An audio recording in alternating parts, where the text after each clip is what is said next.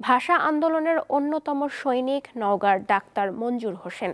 মরণোত্তর 21শে পদক ছাড়া তিনিও তার পরিবার রাষ্ট্রীয় কোনো মর্যাদা ও সুযোগ সুবিধা পাননি বলে অভিযোগ পরিবারের সদস্যদের।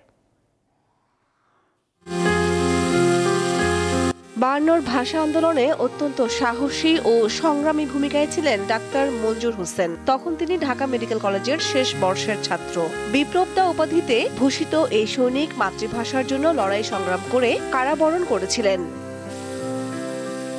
জাতির এই সূর্য সন্তানের কবর দীর্ঘদিন অরক্ষিত ছিল। 2011 সালে নওগাঁর সামাজিক ও সাংস্কৃতিক সংগঠনের উদ্যোগে কবরটি বাধাই করা হয়। এর পাশে পারিবারিকভাবে নির্মাণ করা হয় শহীদ মিনার। 2002 সালে মঞ্জুর হোসেনকে মরণোত্তর 21শে পদকে ভূষিত করা হয়। অভিযোগ রয়েছে, শহীদ দিবসে প্রশাসন তার প্রতি কখনো শ্রদ্ধা জানায় না। বাংলাদেশ তৈরির পিছনে যাদের অবদান তাদেরকে সকলকে স্বীকৃতি দেওয়া হোক। শুধু ফুল দেওয়া, তাকে বছরে একটা দিন স্মরণ করা, এটা আমাদের জন্য নয়। আমরা চাই আরো ব্যাপকভাবে এটার আয়োজন করাতে। এই ভাষা সৈনিকের স্ত্রী সন্তানরা জানালেন জীবন সংগ্রামে নানা অসুবিধার কথা। আমাদের রাষ্ট্রীয়ভাবে কোনো স্বীকৃতি দেওয়া হয়নি। তার যদি মনে করেন যে কিছু দেন আমার পরিবারের জন্য, তো খুশি হব।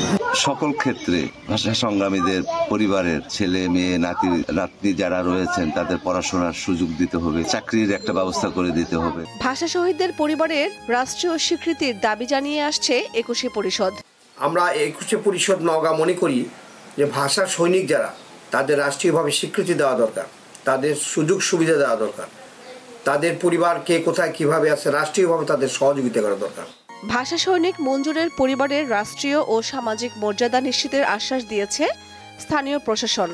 তাদেরকে উপযুক্ত মর্যাদা দেওয়া হয় সে বিষয়ে আমরা কাজ করব। আমরা জানি তিনি মরণোত্তর 21শে পদক পেয়েছিলেন 2002 সালে ভাষা আন্দোলনের উপরে।